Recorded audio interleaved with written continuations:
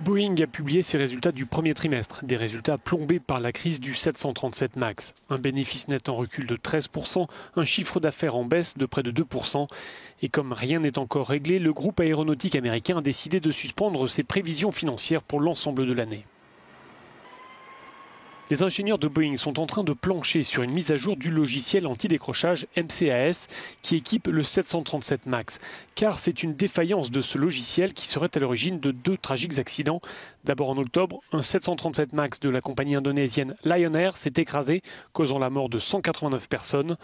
Ensuite, en mars, accident d'un appareil similaire appartenant cette fois à la compagnie Ethiopian Airlines, bilan 157 morts. Toutes les compagnies qui utilisaient ce modèle de Boeing ont aussitôt suspendu son exploitation et cela devra encore durer plusieurs mois, le temps pour les ingénieurs de réparer le logiciel puis de le faire valider par les autorités de régulation. D'ores et déjà, Boeing chiffre à $1 milliard le montant de cette immobilisation. Et encore, cela ne prend pas en compte les dommages que Boeing versera aux familles des victimes, ni les éventuelles indemnisations des compagnies aériennes impactées par cette crise.